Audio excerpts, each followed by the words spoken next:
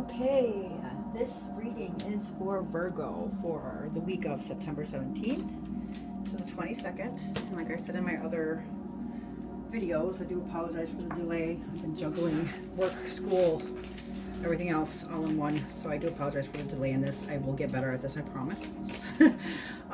Whoa, holy cow, Virgo. A lot of energy in Virgo, huh?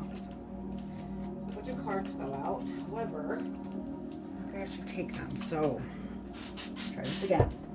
Spirits, guys, please, energy, any insights or anything that you need Virgo to know this week of September 17th to the 22nd.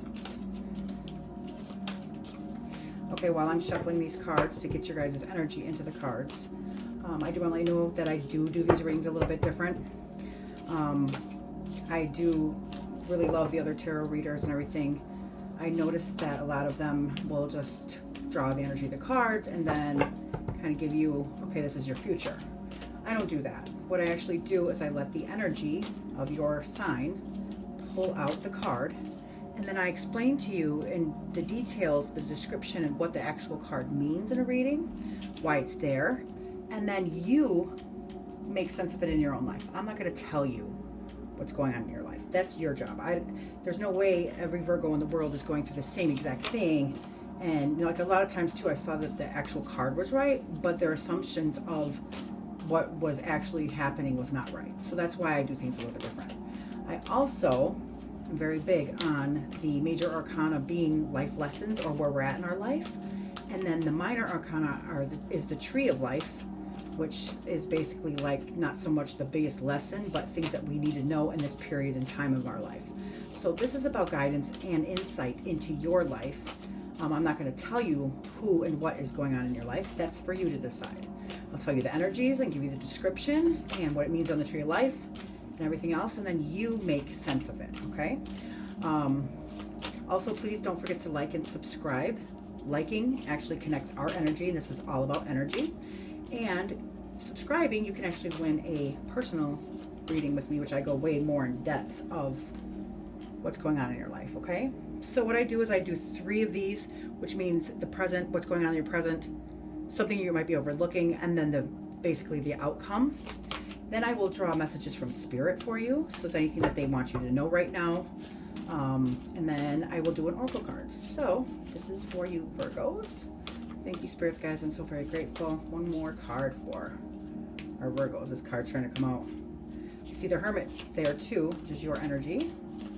So it means that you guys are present right now. Your energy is present, which is fantastic. That's what we want. Yep, I saw it again. A lot of times when I'm shuffling, the energy will, yep, I saw it again. Yeah, you can't make it up. All right, so let's find out what's going on, Virgos. I know this is your time in your life, your September, so let's find out.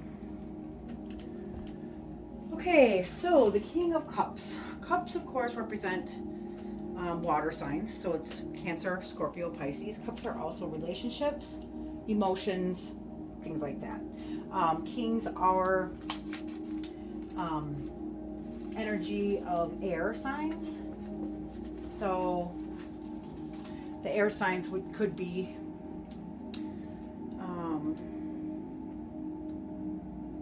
the Gemini, Libra, and Aquarius. So a lot of times I don't really necessarily put so much energy on it, but if this is you, you'll know it.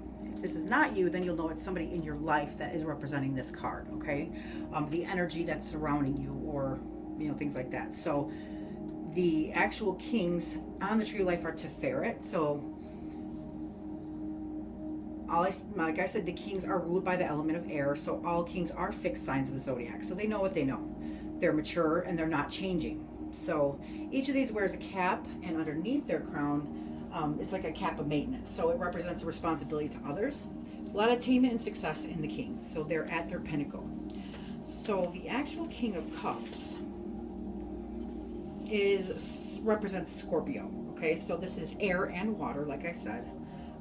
If you can see right here, he's actually floating on the sea. So he's floating on water, okay? Because he's the king that is most connected with the subconscious. And the subconscious, basically, you know, just for people who don't really know what that means, subconscious is like the concerning part of our minds, which one is not fully aware, but it actually influences your actions and your feelings, okay? So he is most connected to that. His key phrase is drawn to a higher purpose. And at best, that's what he does. He's drawn to a higher purpose. At his lower, is drawn to his own purpose. So at a lower like polarity, it could be very self-centered, secretive, fixed water of having many like secretive purposes maybe. Also the libido is very strong in this. So you'll see how he handles, whether he's high or low. So there's a lot of wisdom, a lot of restraint and composure. And remember to hold spirit, not just the letter of the law, meaning to put some emotion into things that you do. So I want you to kind of see this. See this cup right here, and that represents emotion, right? Our feelings, relationships. Now you see what he's doing? He's not even looking at this cup. So he's doing everything with a lot of attainment and success, but he's not paying attention to this emotion or this feeling, and he needs to. Okay, so that's basically what this is saying. So whether this is you or somebody that's significant in your life, all this, he's doing all the right things except focusing on the emotion of it. So this is what needs to be going on. So you could make a great spiritual guide or a counselor if this card represents you. So this card, he's very loyal, very good listener. It's balanced between intellect and emotion, so strong awareness of deeper knowledge in yourself. So time has come to assure a move of a leadership role and find a way to give back some of what you have been given. So you have more wisdom than you actually know, and you're more mature, and you could help a cause that is beneficial to more than just yourself. So use what you have to help others. So that is what this card represents. And then if you're wondering for like a significant, like a time signifier, it would be between like March 9th or February 9th to March 10th.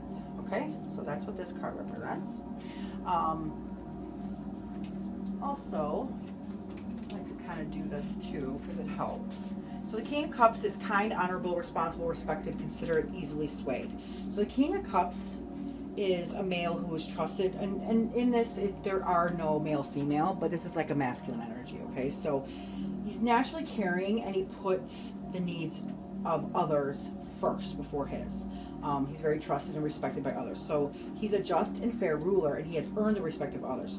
But he can easily be swayed and manipulated. So that may cause distrust of others' motives. So this card can be chosen to represent an individual with these qualities, or it may highlight these tendencies within ourselves. Like I said, you'll know. It'll make sense to you. The second card basically is something that you may be overlooking right now, or something that you don't know. That can actually help you in this time period of your life. This is, if you can see, it's kind of, it's the Five of Swords. Okay, so fives on the Tree of Life are severity, conflict. These are testing cards. So it could mean like tough love, or any action that's done without love is bad, and it can create evil. So there's a lot of conflict and change in these type of cards. Okay, so the swords also are a mental state, so they represent mentality. So this is kind of like maybe what's going on in your mind, or somebody else's mind. It'll make sense. So like I said, these are testing cards, and so there needs to be some kind of change here. And that's why they're called severity cards. Okay, so this might be something that you may be overlooking. This card in itself is Venus and Aquarius. So like I said, this is a mental suit, and this card is the Lord of Defeat. So it looks like there's been some kind of battle right here, and that people are walking away with sadness and defeat, and someone stands there with arrogance. See the look on his face? That's arrogance. Or the satisfaction of actually winning at all costs. So despite who has gotten hurt in the process, they don't really care about that. They just cared about winning. So you have to ask yourself, was this battle or fight really worth having to win? Being right sometimes costs higher than the actual stakes. So like I'm saying, like sometimes and a lot of times in relationships, instead of, people just want to be right. I'm right and you're wrong. But really, Does it matter who's right or wrong? Because that should not matter in a relationship. It doesn't. All you're doing is showing them like, I'm smarter and you're not, and that's not the way it could be. Also, everybody could be right in the situation if everybody just chooses to look at it in a different way or a different perspective. It could help that way. So ask yourself if it's more important to prove that you're right and lose, or to listen, and even if you do not agree, still give the respect of actually listening to them. Make them aware that you heard what they said and understand their feelings, and that everybody's feelings are valid. And even though you do not agree with everything, you're refusing to lose what you have. Will that, like, you refuse to like win over like that person over your ego and your pride. So like I said, sometimes winning or being right is simply being the bigger person in a situation. So never make someone less worthy or shame them for your pride and your ego or your stubbornness. Okay, so learn to vanquish unworthy thoughts and emotions, and feel rather than think. Okay, so attain your own best interest, stand up for yourself, and overcome challenges. One person's success will bring another person's failure. So resolve to be noble in both defeat and victory. Okay, whether this is you or somebody else, it's letting you know that, you know, it's not always about being right. And sometimes actually being right, you lose a lot. And don't forget that when you're right, somebody else is wrong. And that's not a way to learn. It's not a very good way to learn. So this is maybe something that you're overlooking. Somebody might be doing this to you, or you might be doing this to somebody else. Okay.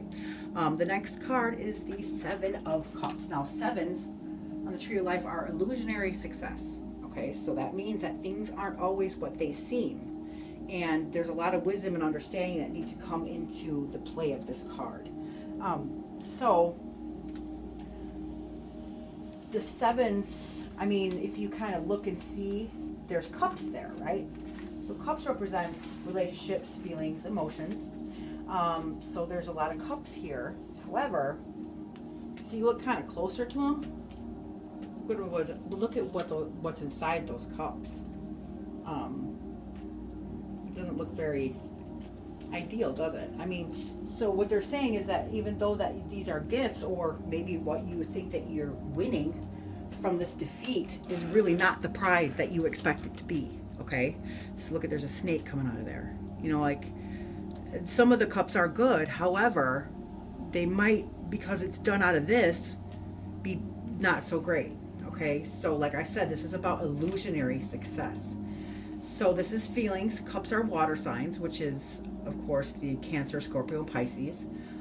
So this card in itself is Venus and Scorpio. So Venus doesn't do very well when ruled by Mars and Pluto. So in the desire nature, it is strong. But as you can tell, you can see this person right here, he doesn't know what he wants.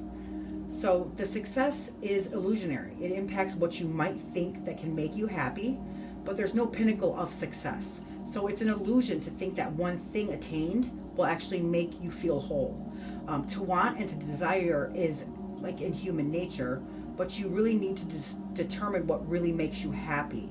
So see, you need to start seeing things for what they actually really are. And yes, these cups are full, and that's the illusion. They are full, but of what? So don't get caught up in what you think matters now, when in the long run it wouldn't be worth it. So don't always think that it's greener on the other side of the fence, because sometimes you just actually can't jump that fence back. And that's exactly what this is saying right here. So this person is all about winning at all costs. But really, is the prize that you're going to win worth this? And no, it's not, because there's not anything attained in this material world that's actually going to make you or fulfill you or make you feel complete. It's things that are inside of you, your soul, your spirit. So that's actually being good to other people, and that's what's really going to make you happy, not winning at all costs. And this is what I win. So basically, feelings, you know, you got to maybe put some emotion or feeling into whatever it is in your life right now, and, you know, really realize the damage that you're doing by actually winning something, because it's not for the greater good. Anything, like the five said, anything done that's not at your like highest, best, like, you know, intent for yourself and everybody else will create bad, which also creates evil. okay? And then what's actually attained by it is not always what it seems, okay? So just be mindful of that. Always do things out of greater good, your soul, your spirit. Make sure it's good for you and for everybody else that's involved, okay? People don't win by losing. I mean, they don't learn by losing. You know, that's going to cause a lot of shame and resentment and things like that. So just make sure that you're doing things out of the greatest of your heart for yourself and others, okay? All right, so Virgos. Now we're going to go on to the messages. Please don't forget to like and subscribe. Liking will actually connect you with me in a stronger sense. And then subscribing, you can actually win a more detailed reading with me, which I do like 9 cards. We do relationship, career, whatever it is that you want. So make sure that you like and subscribe. Also help me too. I can go live instead of taking forever to upload these videos. So, okay, so these are messages from spirit guides. Thank you. I'm so very grateful. What messages do you have for Virgo for the week of September 17th and through the 22nd? Messages, guidance. Come on, Virgos. What's going on with you guys? These cards I do read upside down and upright. Whatever, you know, spirit wants to tell you, I make sure that the messages come out. Okay, there we go. Whoa. There we go. These cards I do not. These are my babies, and I just choose not to. There's the Ace of Swords. Any more messages or guidance that you would like Virgo to know? Very grateful, Spirit. Whoa, there they go. All right, so we have the 7 of Pentacles, the 3 of Swords, the Wheel of Fortune, the 8 of Cups, and the Page of Cups. So these ones, I do not read full descriptions just because these are messages from Spirit. So I do not, like in your reading, it has something to do with your life. This is actual messages from Spirit. So what I actually do is just kind of give you the gist of what this card is trying to tell you, because that is what basically Spirit is